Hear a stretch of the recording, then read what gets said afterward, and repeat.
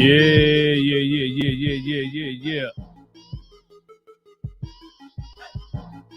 Run it back, nation.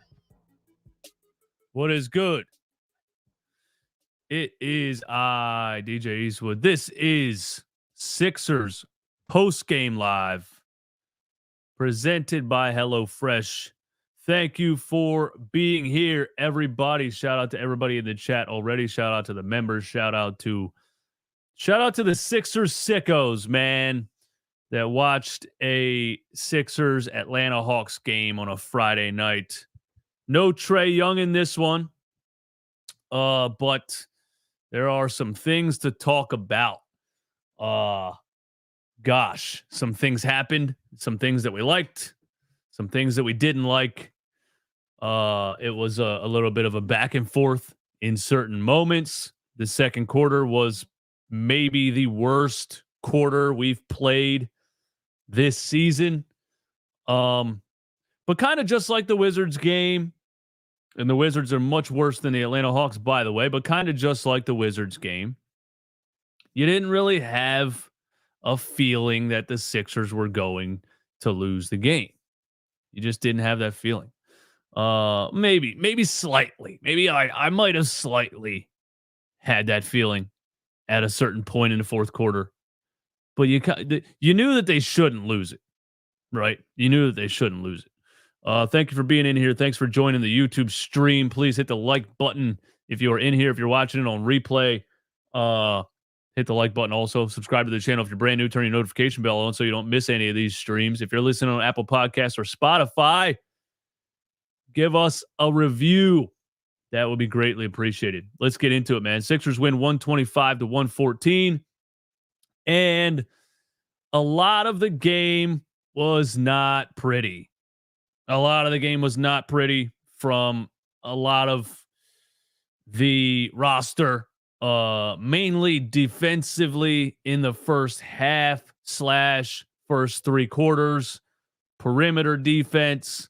A lot of things were ugly. The first thought that I have, the first kind of thing that just kind of comes to mind after watching that game is, are the Atlanta Hawks better without Trae Young? Are the Atlanta Hawks better without Trae Young? You see, Trae Young's not on the floor, and you start to see a lot of players with talent on that roster. You start to see a lot of guys that can make something happen. DeAndre Hunter was nice in this game.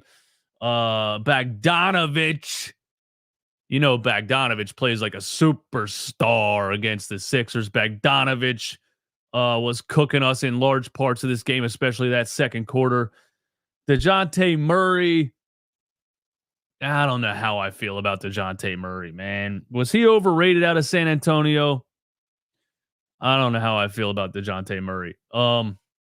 The Hawks shared the ball. They moved the ball around, and they got contributions from a lot of different guys, and we gave a lot of wide open looks to a lot of guys. That's definitely one thing that happened. I'm looking at their bench scoring. Okongwu, Patty Mills. Patty Mills had a run in like the end of the second quarter. That second quarter was so bad. Patty Mills was cooking us. I didn't even know he was still in the NBA. Thought he went back to Australia. No, Patty Mills is still in the NBA, and Patty Mills was doing some things to us there late in the second quarter. But the Sixers pull out the win. Wasn't pretty.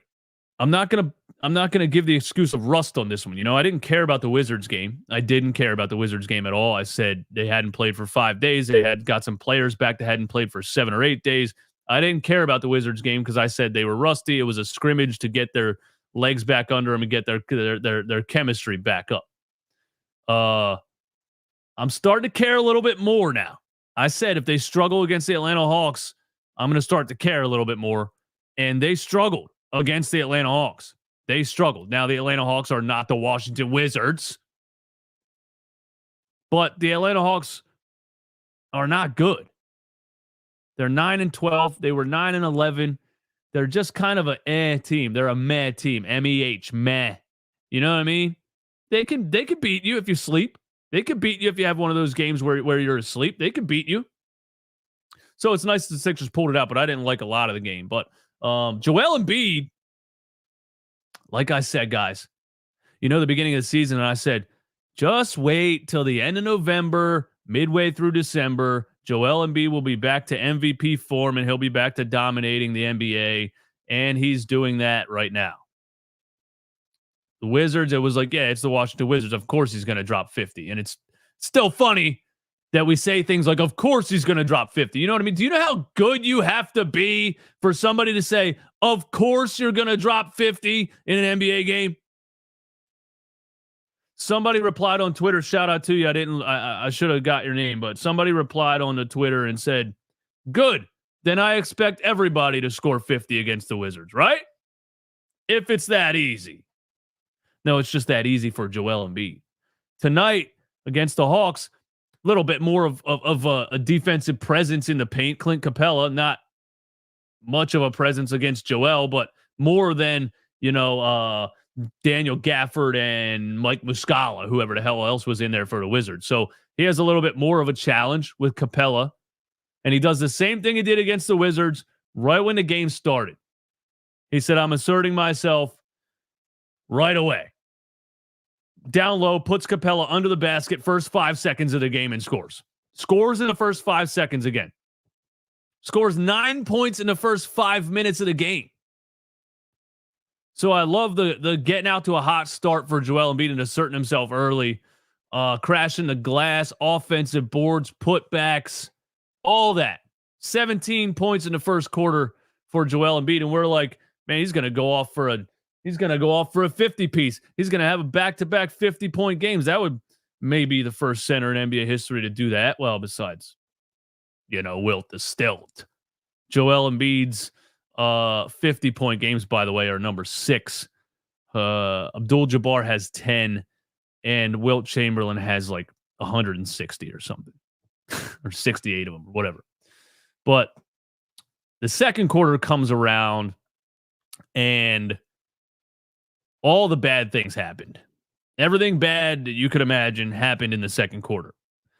The Sixers were outscored 45-27 in the second quarter. And it felt like, you know what it felt like? It felt like all of those years in Joel's career, every time he goes to the bench, the Sixers get killed. We haven't felt like that, I don't think, a lot this season. We feel like the maybe I'm tripping. Maybe it's not as good as it was when we had Andre Drummond and some other backup centers, but Paul Reed had a very bad game. I didn't look at his stats or anything like that, plus minus, but just off of watching it, Paul Reed was not effective. Paul Reed comes in the second quarter when Embiid sits, and bad things happen. We couldn't defend the paint. We couldn't get a rebound. That's usually Paul Reed's strong suit, giving up offensive rebounds in the second quarter. 3 3-pointers in a row from Bogdanović in the third quarter.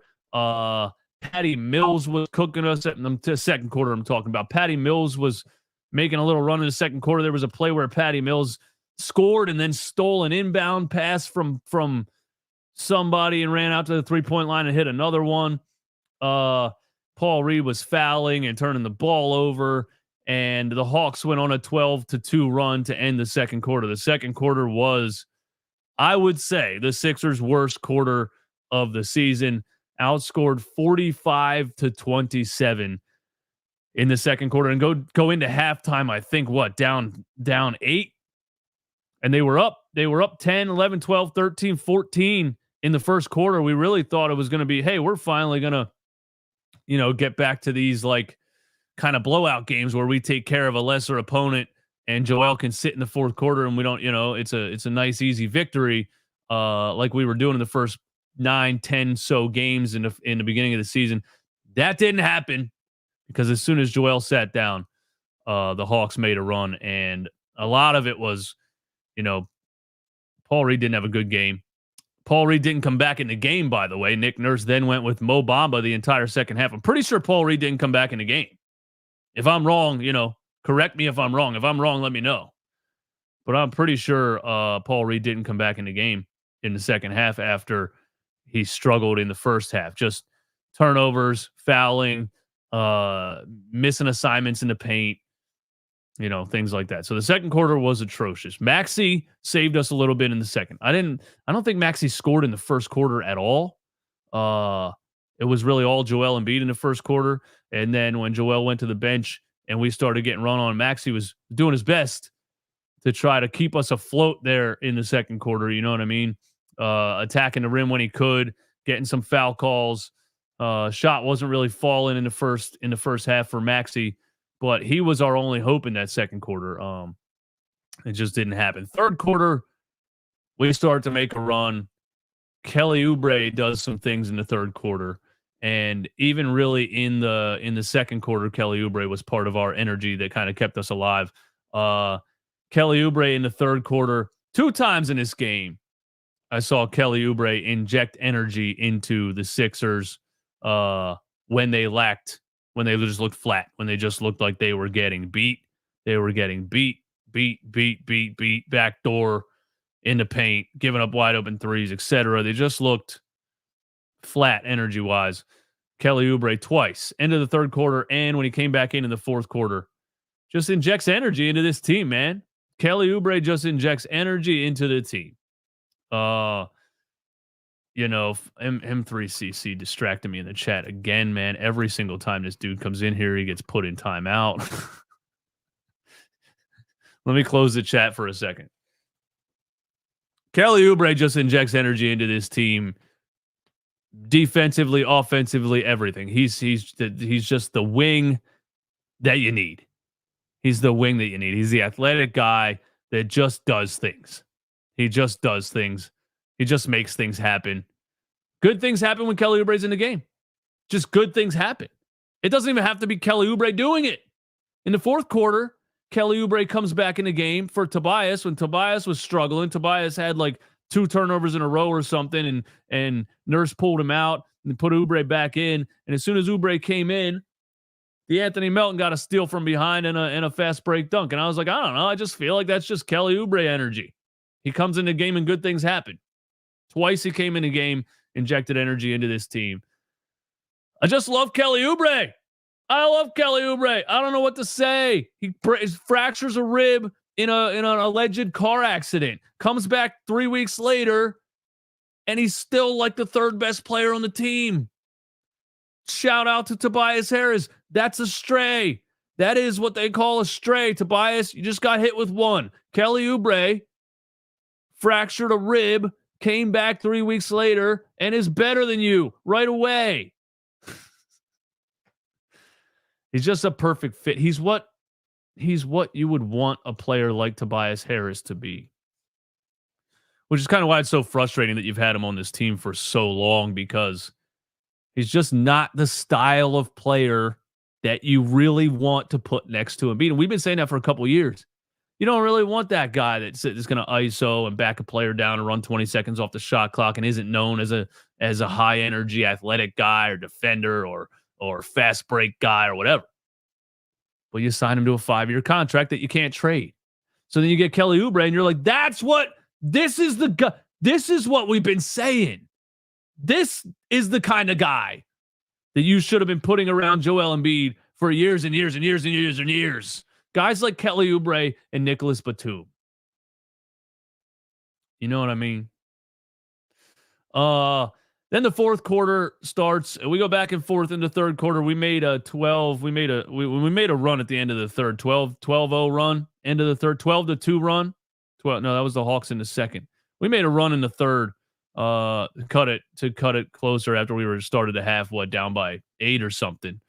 And the fourth quarter comes around and Joel starts on the bench, and now it's Maxey time. And Maxey quiet in the first half. Quiet. I think he had 16 in the first half. He was quiet. The playback chat, there was some grumbles. There were some rumbles and grumbles in the playback chat. You know, anytime Tyrese Maxey, I want to slander Tobias the whole episode again. That's why I keep saying Tobias. There were some rumbles in the playback chat. about Tyrese Maxey in the first half. Anytime he doesn't drop 45 points, there's some rumbling in there. There's some groans and some complaining. And I said, just give the kid the second. The first half was all Joel. Just like last game, Joel dropped 50. Maxey, he still has to he still has to play second fiddle to Joel when Joel's got it cooking like that. Let him rock. See what he does in the second half. Let him rock. Fourth quarter, start the fourth quarter. Joel's on the bench. It's Maxey time. And Maxey starts attacking the basket, getting foul calls, getting to the free throw line. I think he got 2 foul calls in a row, got to the free throw line. One of them was called a charge where Patty Mills slid under his legs while he was in the air. They reviewed it. They actually overturned it because it was a terrible call. Which, by the way, the NBA, if they cared about player safety, that the sliding under players while they're airborne, they have to get that out of the game. They have to. You should not be sliding up under a player's legs while they're in the air to try to draw a charge. That's how players get hurt, especially star players. I saw it happen a couple of weeks ago to Anthony Edwards, and he landed hard on his shoulder or whatever, like a high flyer like that. And someone sliding under his legs to try to take a charge. It's the worst. It's the worst part of the game. It really is. Play defense. Stop trying to be a little sellout and take a charge while a guy's airborne. I hate it. Anyway, I don't want to rant about that all night. Tyrese Maxey gets that call overturned in the fourth. And he starts to get to his mid-range a little bit, hits a couple mid-range jumpers, little in and out dribble hesitation. I actually saw a little bit more dribble creation from Tyrese Maxey in this game. And I was just saying a couple games ago that I feel like Tyrese Maxey doesn't have any dribble creation. He doesn't have like a face-up crossover. He doesn't have like a break you down off the dribble type of move when he gets in like a ISO one-on-one situation. And I'm like, why doesn't this dude just have like a simple wide crossover, Allen Iverson style crossover? That was a couple games ago I was saying that. This game, I saw some dribble creation from Tyrese Maxey. He kept doing this step back, and I think I said this last year. I was like, he perfected the step back, right? And I was like, now if he can step back and keep his dribble alive and get people on like the fake hesitation step back, that's another lethal move that he adds to his bag. Tonight, I saw him step back and do an in and out dribble a couple of times that caught the defender off guard. So I think you're starting to see a little bit of Maxey dribble creation. And it's one of the things that he struggles with when he gets in ISO situations. And he's in the past, he's started to kind of shy away a little bit and look like he doesn't really know what to do with the ball. That's why when Harden was on the team, we were like, he needs James Harden so he can, work in between the defense when Harden makes the defense move. I think Tyrese Maxey's still learning really how to make the defense move a little bit. You feel me? I love that step back in and out dribble from Maxey that he did a couple times in this game. And his step back is already lethal. He adds a little bit of a hesitation and keeps the dribble alive. That's lethal too. So Maxey got it going in the fourth. Then Joel comes back in, gets the jump shot falling, and the Sixers go on a 12-0 run at the end of the fourth to put it away. You got a Kelly Oubre fall away mid-range when they needed something. The guy's just he's just a creator, man. Kelly Oubre is just a go-get-it guy. He's just a creator. You know what I mean? And he gets a nice little fall away mid-range. Tobias Harris, what do I say? He got shredded by he can't defend, man. When you really start to watch Tobias play defense, like team communicating perimeter defense, it's not good. And anyway, we end the game. Joel gets a nice little turnaround fade on Capella. Finish the game the same way you started it, by cooking Clint Capella. And he hits the shimmy fadeaway to put us up 113-109. And then Maxey makes a skip past to Melton in the corner. Melton back up to Maxey, top of the key, wide open. Dagger. Maxey dagger at the top of the key. And then Maxey gets to 30 points because they started intentionally fouling him, which I didn't really understand necessarily. We were up by 10 points. The game was over and they were still fouling. But Maxey realistically, he had about 27, 26. And they fouled him a couple times intentionally, put him on the free throw line. He's like a 90% free throw shooter. So thank you, Atlanta, for getting Maxey to a 30-piece. And I want to tell you this about Tyrese Maxey also. How many turnovers did he have in a game? How many? 0. Tyrese Maxey, 30 points, 7 assists, 0 turnovers. I just put out a screenshot on Instagram this morning, I think it was, because I saw a tweet that said that from Sixers stats or NBA stats or something that said Tyrese Maxey has the most 25, 5, and 0 games in the NBA this season so far. 25 points, 5 assists, 0 turnovers. He leads the NBA in that stat line. He's literally, statistically, the most efficient NBA point guard in the NBA, in the league right now. And he comes out tonight, 37 assists, 0 turnovers. So we could say what we want about Tyrese Maxey, where sometimes he looks hesitant, sometimes he looks like he doesn't want to take over, whatever. I know when he dropped 50, everybody wanted him to score 50 points a game. I get it. But we got to give this kid credit for what he's doing as a point guard in the NBA right now. Being thrown in there again with because of another quitter. Ben quit, Maxey was thrown in there. You know, he wasn't known or expected to be a starting point guard, but these guys keep quitting. He keeps getting thrown in there. Harden quits. Maxey gets thrown in there. And he's super efficient. You can't deny it.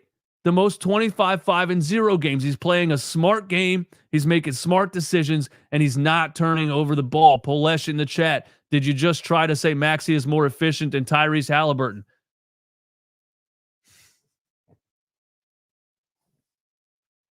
I just gave you the stat.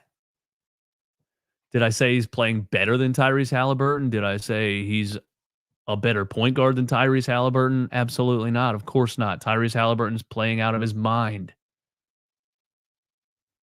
25, 5, and 0 is not as good as 25, 12, and 1 turnover. I'm getting well actually'd out here. Well, actually, come on, bro. Of course he's not playing a better than Tyrese Halliburton. You think I don't watch the NBA?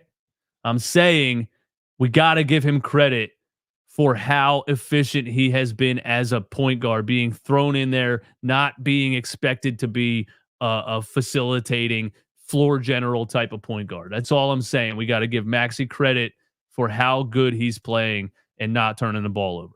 That's all I'm saying. Oh, God. Anyway,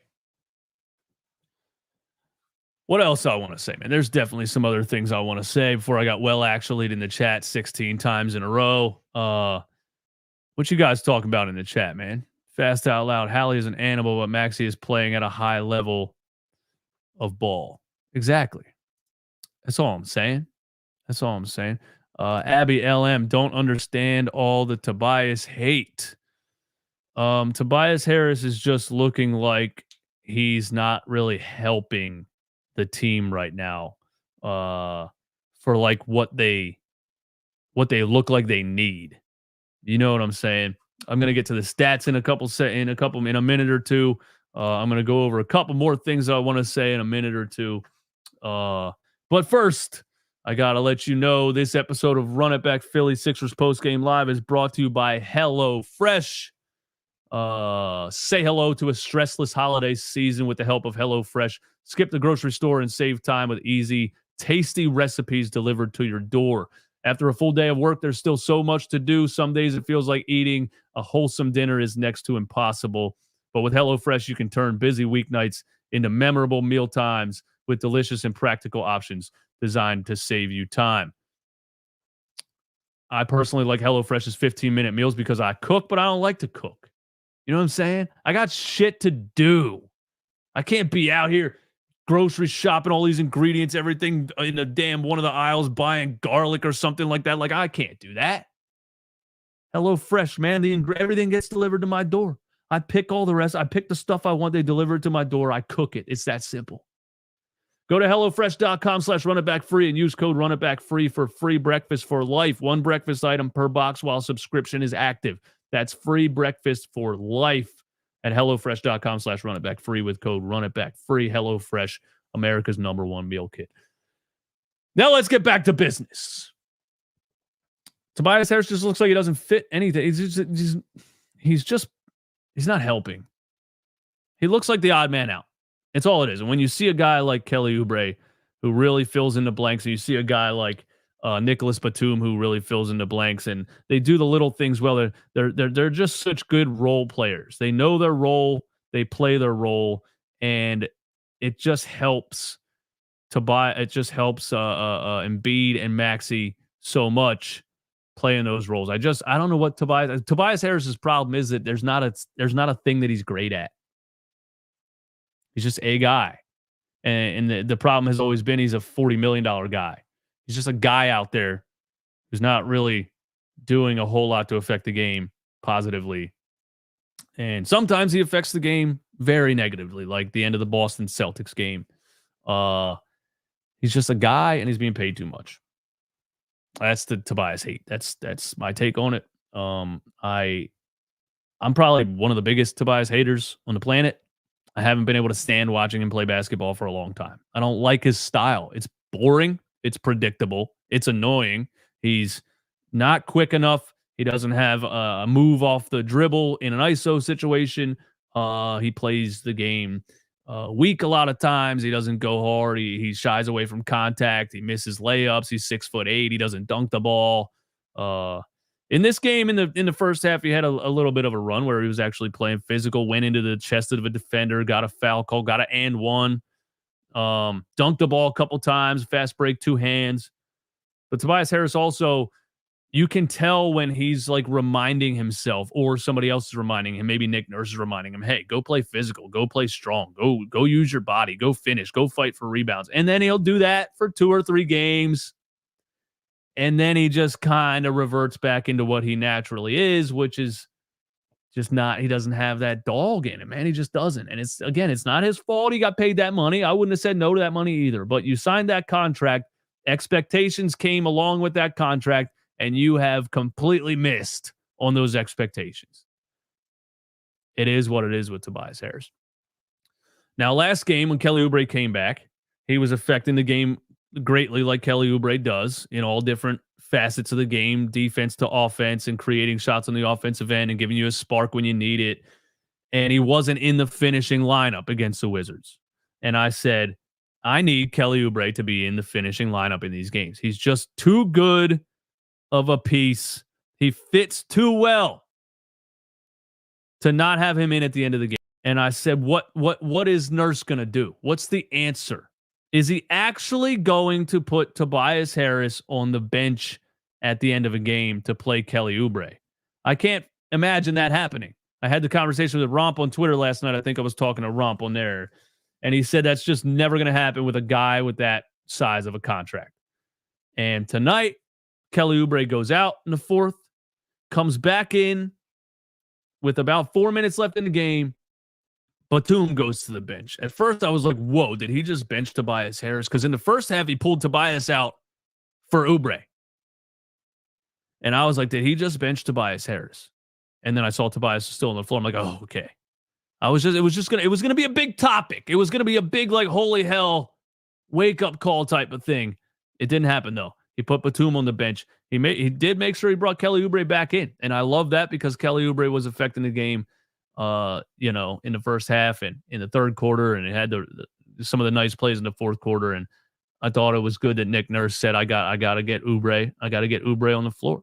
And I love watching Oubre play basketball, man. I just like him. He's just a guy. He's just a guy that does things, man. He's just that flash in a pan type of player that you can just throw on the floor, plug and play. He's just gonna go do things. It doesn't matter who's out there or what. What else did I want to say? Robert Covington, 0 minutes. 0 minutes for Robert Covington. We gotta go conspiracy theory here before we get out of here tonight, man, because there's just a thing or two that I don't necessarily understand about what's going on, okay? A thing or two that I don't understand about what's going on. Robert Covington, DNP coach's decision. Jaden Springer, DNP coach's decision. Daniel House Jr., DNP coach's decision. In a game where the entire first half, it was Maxey he benched, not Batum. No, Maxey came back in, bro. Maxey was in at the end of the game. He put Maxey on the bench when Maxey had 5 fouls. I know what you're talking about, but I'm talking about the last 4 minutes of the game, the finishing lineup. I mean, Maxey hit the dagger from the top of the key. How could he be on the bench? But I know what you're saying. I remember when he pulled Maxey out and brung Oubre in, and that was when Maxey had 5 fouls, and there was like 6 minutes left, something like that. But I'm talking about the finishing lineup. But yeah, I'm interested in this. I'm interested in why Nick Nurse isn't playing Robert Covington. And he has quite an obsession with Marcus Morris Sr. And Marcus Morris Sr., I don't want to go here because it's extreme. He's definitely better right now than PJ Tucker. But the vibes that I'm getting for a coach playing a guy 16 minutes who's just, what's he really giving you? You know what I'm saying? Marcus Morris Sr. shot the ball 1 time in 16 minutes. He did have 3 rebounds, 3 fouls in 16 minutes, 3 points. But what I'm saying is, in a game, especially in a game like this, even in the Wizards game, you were struggling defensively. I would think Robert Covington would play those 16 minutes. I would think the combination of Robert Covington and Jaden Springer would play those 16 minutes. I'm not really understanding what's going on with the Marcus Morris love from Nick Nurse and the Robert Covington hate. Remember that Celtics game? Remember that game? We weren't supposed to be in that game. Remember that game? Let me tell you the stats from that game that we weren't supposed to be in. We weren't supposed to be in that game. We were playing without Maxey, without Embiid, without everybody. What was that? Last Friday, Boston Celtics, when Pat Bev went off for 26. Robert Covington played 30 minutes in that game. 30. He was 4 for 9 from the field. He had 18 points off the bench, 3 for 6 from the 3-point range, 7 for 7 from the free throw. He had 5 rebounds, and he had 5 steals. Robert Covington against the Boston Celtics last Friday. 18 points off the bench and 5 steals. And suddenly he's completely out of the rotation. I'm just not really understanding it. And I know Jaden Springer had the illness a couple of weeks ago, and then he came back. But he hasn't seen the floor either. Just interesting to me. And I'm not here to slander Nick Nurse because after going through what we went through with the Doc Rivers stuff, thank God Nick Nurse is here. He is a world's better coach, strategy-wise, implementing actual plays on the floor, getting guys to play hard, holding guys accountable. I love the fact that he calls guys out in post games. He doesn't care. He'll call out Joel. He'll call out Maxey. He'll say he wasn't aggressive enough. I need him to shoot the ball more. He's called out Tobias Harris. He had a quote practice today. They interviewed him, and he said like Tobias just needs to continue to be aggressive to get out of the slump that he's in. We just need to continue to put him in spots that he thrives in or whatever. I don't know. It's BS. At the end of the day, the Sixers are better without Tobias Harris on the floor, but they're not going to bench him. They're going to try to trade him. Again, for the 5th year in a row, they're going to try to trade him. But I'm not trying to slander Nick Nurse. I don't understand the love affair with Marcus Morris. That's all. That's all. Joel Embiid twisted his knee in this game, trying to drive on Clint Capella in the third quarter or beginning of the fourth, and it was a scary one. He did this a couple of games ago, where, he went down on the floor and was holding his knee. This one looked weird. He his knee went inside out and he was laying there holding his knee and we were like, "Oh my god." Like it's one of those things that you see it happen and you're like, "I knew this was going to happen." Does anybody else feel like that? I shouldn't feel like that. But when Joel goes down and holds his knee, I'm like, "There it is." Just kind of waiting for it to happen. But anyway, he he goes down, holds his knee, and he stays in the game. Tells everyone he's okay. He's got the elastic band on the sideline. They're testing out the knee, make sure it has range of motion and everything. And he stays in there and hits a little double shimmy fadeaway over Capella to put us up 113-109. And then Maxey hits the dagger. So you fought. You didn't play great a lot of the game, but your two stars, Tyrese Maxey and Joel Embiid, delivered down the stretch. You get 37 from Embiid. You get 37 from Embiid. 38 from Embiid. You get 30 from Maxey. And those are the two stars of the team. And that's how this team is going to run. And you need role players around those two stars to carry you to victory. And that's what's going to happen. That's what's going to happen. Tobias was playing hard this game. He had 8 rebounds in the game. Anytime you see Tobias with more than 2 rebounds, he was telling himself to be aggressive. DeAnthony Melton, 15 points. Melton had some good spurts, hit some shots, was going hard defensively. Got beat a lot of times, but D-Melt is D-Melt. I don't know. It's I think that's one of those things when you look at the starting lineup and you look at DeAnthony Melton, maybe that's the biggest need on this team. Because I like what DeAnthony Melton does a lot, but I just don't think he's a NBA championship level starting shooting guard. You know what I'm saying? He's a really nice player. But if you could get an upgrade as a starting shooting guard, I don't know. And I don't know. Does anybody else feel like that about DeAnthony Melton? Should I not feel like that?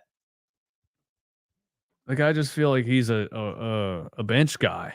Just feel like he's a bench guy, So there's kind of a space there in the shooting guard position. I feel like the starting shooting guard needs to be somebody with a little more size, probably, than DeAnthony Melton. NZ said Brogdon on the way. Springer should start over Melton. Oh, let's take baby steps here. Fast out loud. Springer's not even getting a minute. He's not even getting on the floor. How could he start?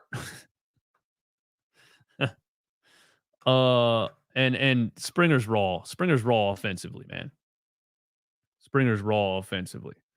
Patrick Beverley had 5 points in the game. He was 2 for 6. He was 0 for 3 from 3. Kind of ever since that Boston game, and I made a joke about it a couple times, but Melton just a little too undersized to be like a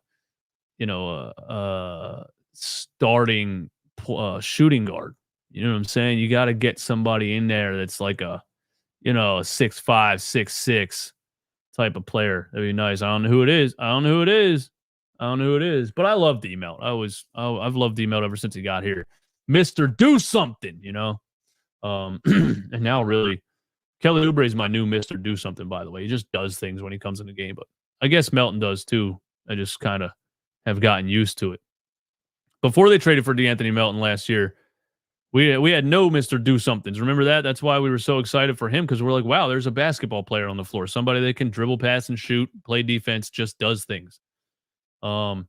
Patrick Beverley, kind of ever since that Boston game, he dropped 26, He's been feeling himself a little bit. And I made a joke about it a couple times on the stream that Patrick Beverley's kind of taking some ill-advised threes, I think he needs to slow down sometimes a little bit and take a step back. There was one that he took that was not an open shot when Maxey was kind of calling for the ball back, and I'm like, all right, Pat.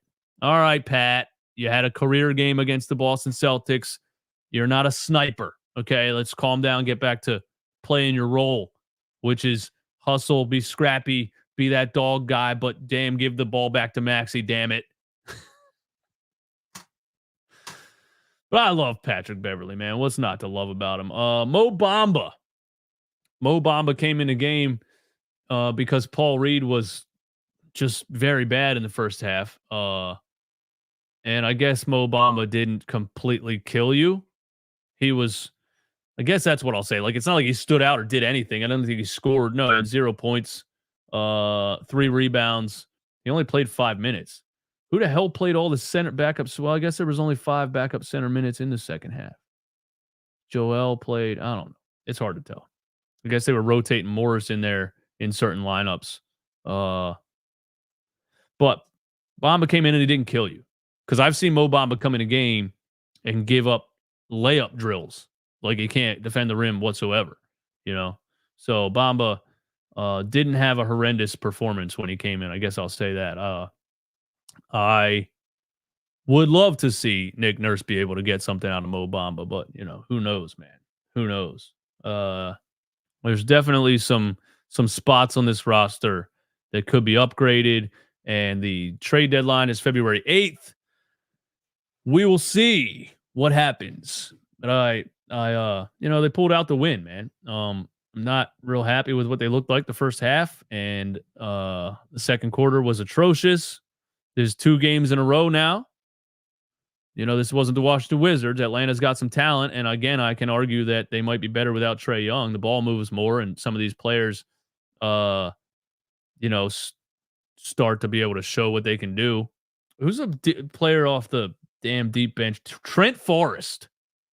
Trent Forrest had a part of this game where he got an offensive rebound and a putback and a drive and a tough finish. And I'm like, who the hell is this guy? So Atlanta, Sadiq Bey had 16, Clint Capella 15 and 16 rebounds. Bogdanovich had 20, Murray had 20, DeAndre Hunter had 24. A lot of contributions from everybody around Atlanta. Atlanta's roster when you don't have Trae Young out there, running a pick and roll every play and either shooting a 40-foot three or throwing an alley-oop. I say Atlanta trade Trae Young. I mean, you're 9-12. Why not? You're not going anywhere. But how much trade value does he have at this point? You know who you should trade him to, Atlanta? You should trade him to the Knicks. That won't happen. That won't happen. That's a joke. What else I gotta say? Nothing really, man. I'll sit back and read the chat. I'll read your guys' comments and then we'll get out of here. Thanks for being here. Thanks for tuning in. 235 people in here. Everybody, please do me a favor. Close out the chat and hit the like button one time. Let me get 235 likes. And let's read the chat, man. Hit me with your takes. Hit me with your hot takes. Hit me with your comments. Hit me with your questions. Whatever you want to do, man. Whatever you want to do. Let's do it. Let me get my back on the screen here.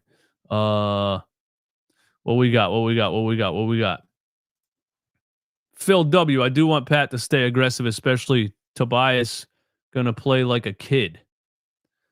I don't think. I mean, Pat Bev chucking threes doesn't really help you anymore, I don't think, than Tobias playing, like he's been playing. Abby is a Tobias Harris fan. I'm a fan of Tobias, so much so I even sent a message to his father on LinkedIn saying so. Philly fans are way too hard on him. Well, bless your damn heart, Abby. All right, you little cutie. I'm not going to respond to that.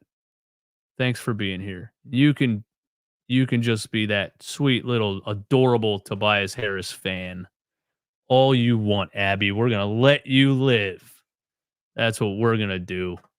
Did his father reply to you? Did he call him an assassin scorer? Oh, man. James, we need a bigger guard, a passing big. Alec Burke would be good. Shai and Murray would be great if it was realistic. Well, I mean, LeBron James in his prime would be great. Michael Jordan would be amazing. Tobias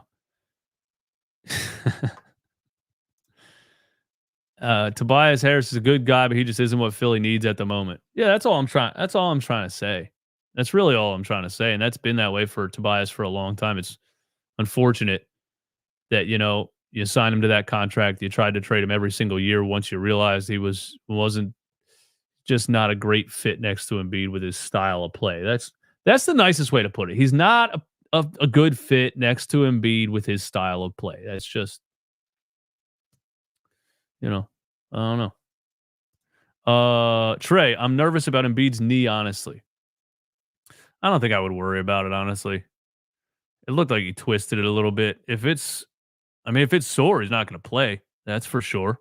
I was a little bit shocked that he came back in the game and continued to play. I think, when Nick Nurse was hired and they asked him about Embiid and the load management and stuff, he was like, I'm going to play him more. And we were like, what? I remember that in the middle of the summer. He's like, yeah, I want him to play more games. And we were like, who is this guy? And what's he trying to do to our team? But that's Nick Nurse's philosophy, really. He's like, if you're not hurt, you're playing. And if you get hurt, you get hurt. He's really a live and die kind of coach, man. He's really, what can you do? You can't be overly cautious and sit guys out because they might get hurt, and then you lose games because they're sitting. You just got to play the game. If you get hurt, you get hurt.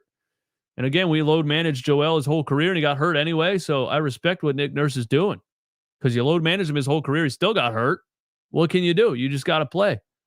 And he comes back in and, has the damn fadeaway dagger. So his knee looked okay there. Now, if he wakes up and it's sore, then yeah, he could miss a couple games. And the Sixers, the last 2 games, we relied on Joel Embiid a lot. We've been relying on Joel Embiid a lot his whole career. The last 2 games especially. The Wizards game without Joel dropping 50, we lose to the Washington Wizards. This game without Joel Embiid dropping 38, we lose to the Atlanta Hawks. And it could just be speaking of how good Joel Embiid is, right? But for the what? How long has he been healthy in the NBA? 6 years? He missed his first 2. He's 30, came into the league at 20, 22. Has he been playing for 8 seasons? Either way, every single season of Joel Embiid's career, the team is really bad when he doesn't play. It's just the way it is. People say we need a better backup center for when Joel Embiid doesn't play. I got news for you. When Joel Embiid doesn't play, you're not going to win. You're not winning a playoff series without Joel Embiid. You're not winning anything without Joel Embiid. The Bucks are not winning anything when Giannis doesn't play. The Celtics aren't winning without Tatum. Maybe they could because Derek White's the best player of all time. If the Denver Nuggets get into a playoff series and they're without Jokic, a backup center's not saving them. It's just the way it is. It's your best player. You're not going to win without him. So we're not good without him. That's the thing about it. We're not even kind of good without him. We played up against the Boston Celtics. I don't expect that to happen all the time. I just, the Sixers in Joel Embiid's whole career have been when he doesn't play, we could basically lose to anybody. We had some runs last year under Doc Rivers that we looked okay without him. I like when we play good without him, because then all those Facebook people start going crazy saying we're better without Joel Embiid and we need to trade him. That always makes me laugh.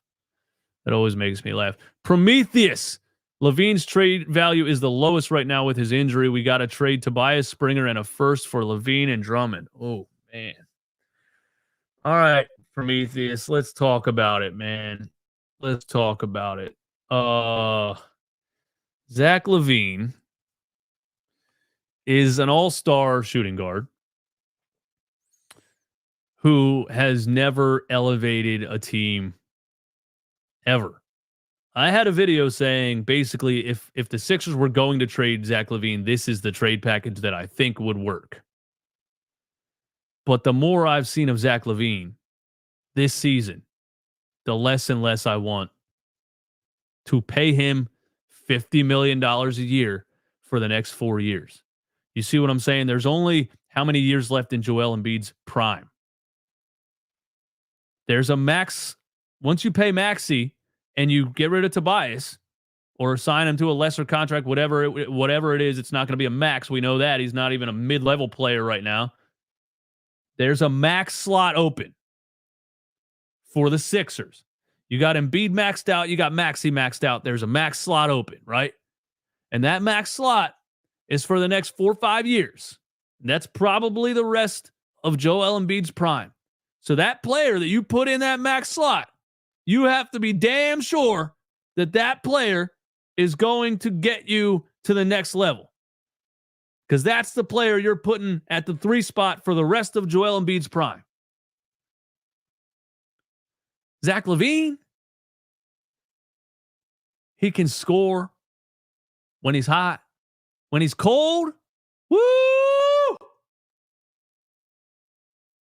Last week, Zach LaVine had a game where he scored 2 points in 27 minutes. It's the contract that you just can't do. You can't do it. The reason Zach LaVine's trade value is as low as it is right now is because nobody in the NBA wants to be locked into Zach LaVine at $50 million a year for the next 4 years. Nobody. It's not even like he's Paul George, Kawhi Leonard. He's a tier below that. You're not getting a superstar. This is a Jaylen Brown contract. Oh, did Eastwood just say that? Because guess what? A year or two from now, guess who's going to be trying to trade that Jaylen Brown contract? The Boston Celtics. And guess who's going to want it? Nobody. That's my take on Zach LaVine.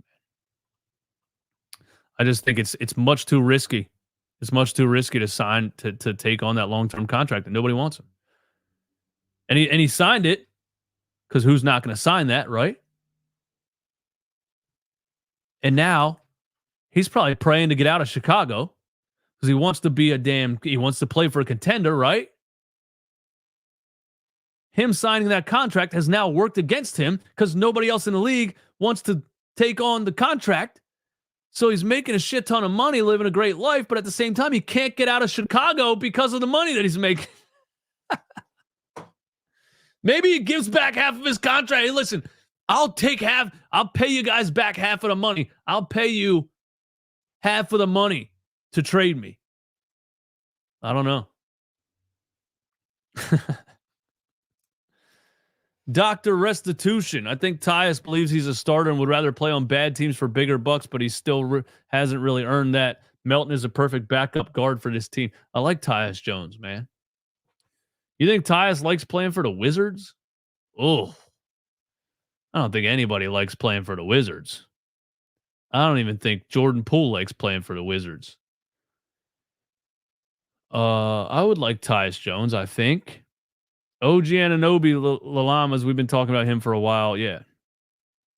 He's a perfect, in my opinion, just the perfect player for this team.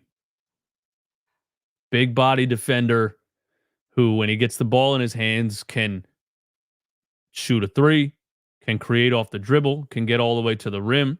He's a really big, strong, complete NBA player. OG Anunoby is. OG Anunoby's like Matisse Thybulle if he knew how to play basketball. That's what OG Anunoby is. I would love OG Anunoby, but he's on an expiring contract right now. Toronto's GM is just known to hold on to players too long. He literally refused to trade Kyle Lowry when his value was the highest because he said they owe it to Kyle Lowry or something like that. Then the next year they did a sign and trade and got basically nothing for him. He's probably going to do the same thing with OG Anunoby. But somebody's going to pay him a lot of money. You know, if you're not getting OG for $20 million a year. Fred VanVleet just got $40 million in Houston. You know, OG's going to get a max. And I think OG's that perfect number. What do you want out of your number 3? You know what I'm saying? You want like a, dare I say, Mikal Bridges. Oh, I just got a sharp pain in my stomach. Because we drafted him. You want your 2 stars to be the scorer, carry the scoring load, and the third guy you would love to be a big time defensive guy that just fills in all the blanks and plays the game in the margins, and OG Anunoby would be perfect. That's what I think. What else we got? Sharon Cook, what's up? Thanks for being here. I see you all the time in the comments showing love to Tyrese Maxey. You're awesome, Sharon. I always get a smile when I see your comments on the YouTube video. So thank you. And thank you for coming through the live stream. Sharon says what she says on all the comments. Sixers, please give the ball to Maxey more often. The Tyrese Maxey love is real. What's not to love about the kid? What's not to love about him? Look at that smile. He's a great kid. I feel like Tyrese Maxey goes home after NBA games and drinks a Capri Sun and watches SpongeBob. That's how I feel about Tyrese. He just looks like he's sipping on a juice box. He looks like his mom still drives him to the arena. His mom drives him to work and he drinks a juice box. That's how I feel about Tyrese Maxey, man.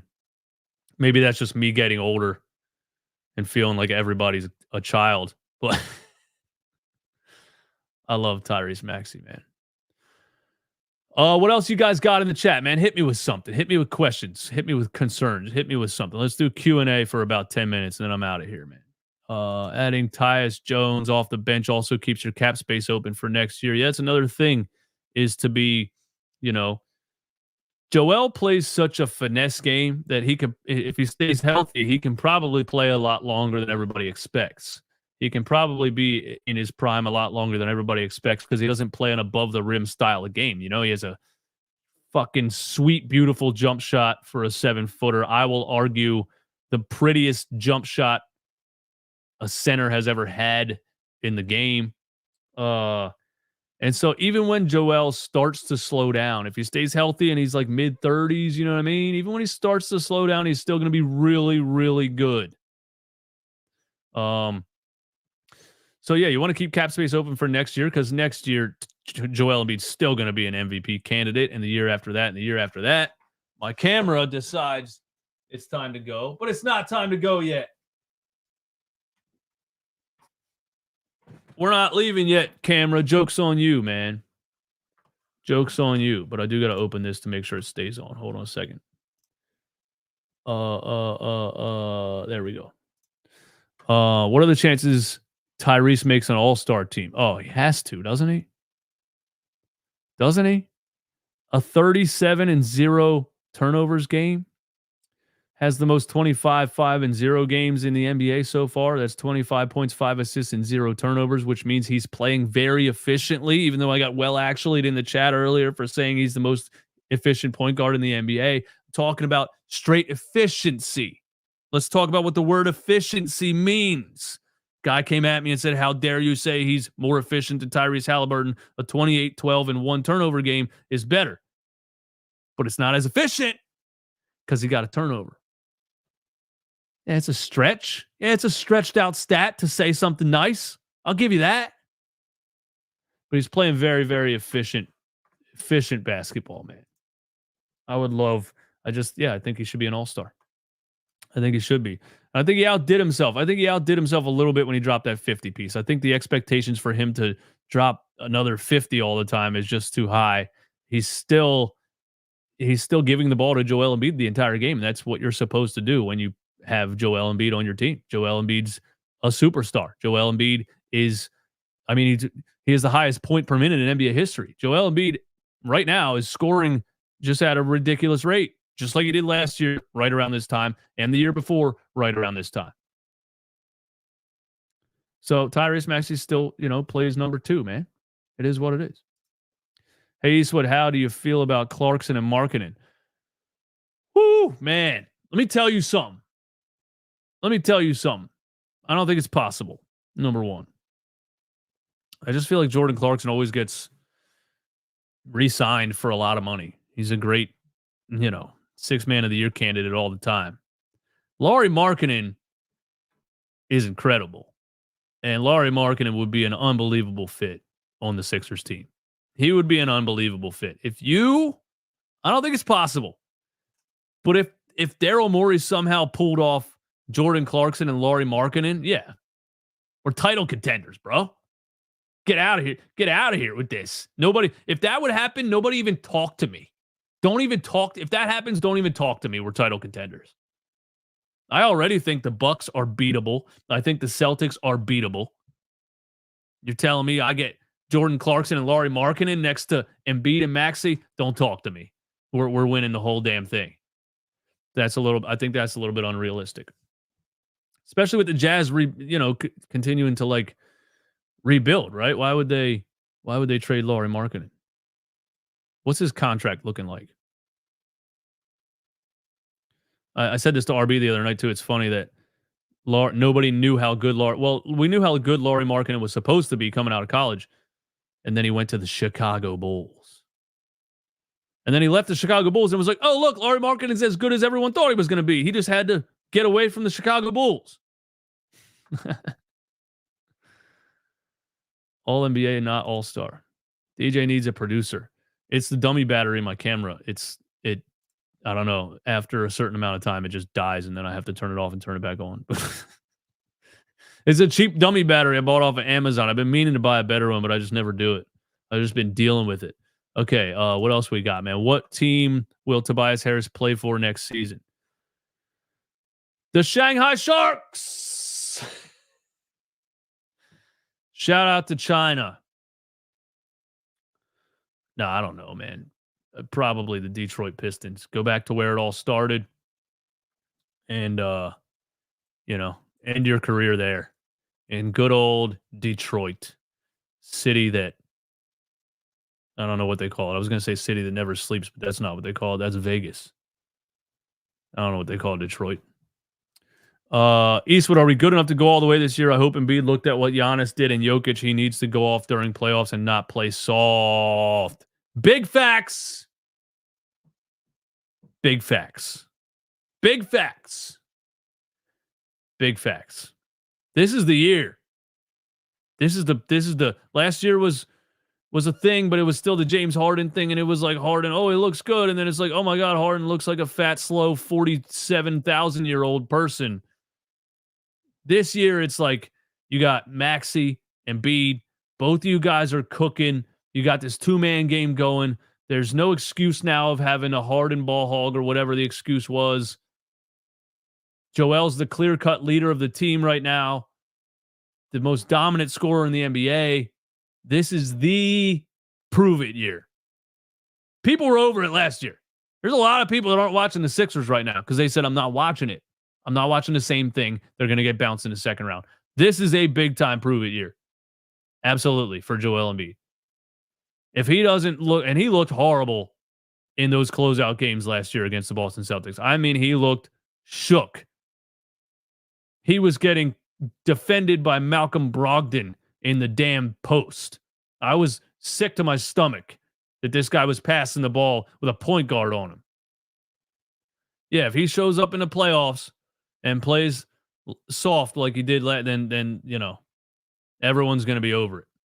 This is the prove-it year for Joel Embiid. He has to come into the playoffs and play physical and play hard and give it 110%. But guess what?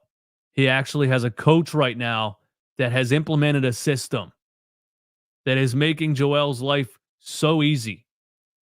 There's movement, there's screens, there's cuts, there's a point guard. Joel's floating around the mid-range, making quick decisions. Not a whole lot of ISO. Not a whole lot of Joel, here's the ball, go figure it out, which leads to a ton of turnovers and less assists. That's why he's having more assists this year and less turnovers. I think you're going to see a very different Joel Embiid in the playoffs this season. One, because it's prove-it time. And two, because Nick Nurse. That's what I think. And yes, yeah, we can win the whole thing this year. We can win the whole thing this year. They need to make something happen at the trade deadline. Depends what happens at the trade deadline. There's a lot of things I don't necessarily love about the roster right now. It's not perfect. If something good happens at the trade deadline, I think the answer is yes, man. I think the answer is yes. Detroit is Motor City. There you go. Used to be the world's leading manufacturer of cars. I don't think it is anymore, but still call it Motor City. What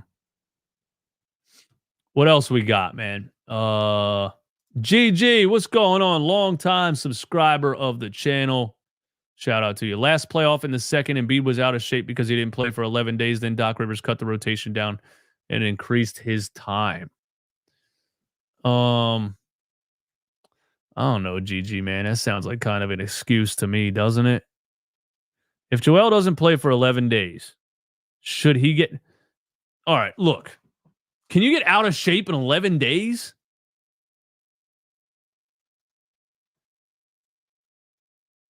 These are $100 million NBA players.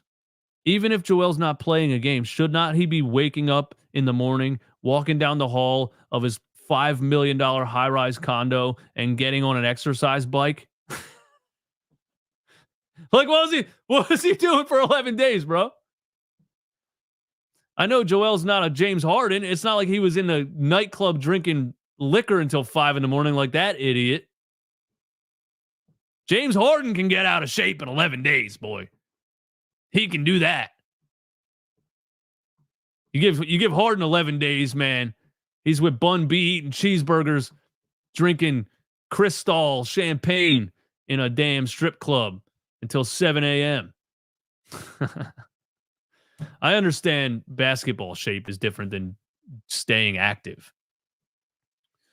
But I can't blame what Joel looked like in the playoffs on Doc Rivers. As much as I want to blame everything negative in the world on Doc Rivers, I can't blame that on Doc Rivers. Joel was playing scared in the playoffs last year. Being out of shape doesn't mean you pass the ball with Malcolm Brogdon guarding you. You know what I mean?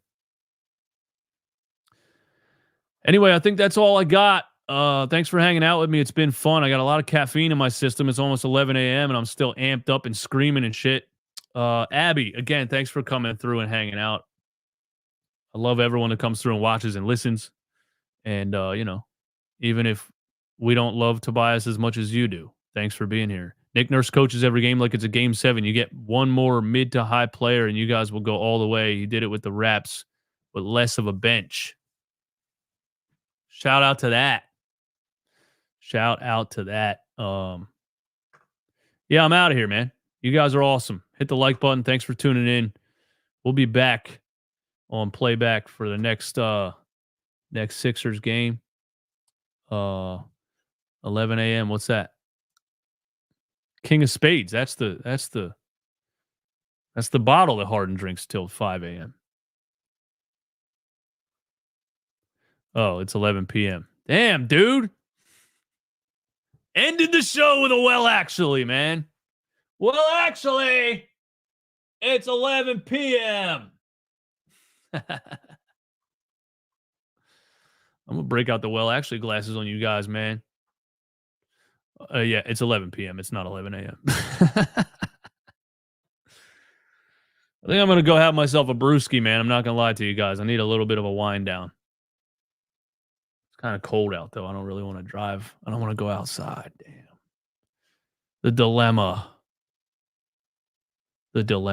Do I go over to Permani Bros for a beer?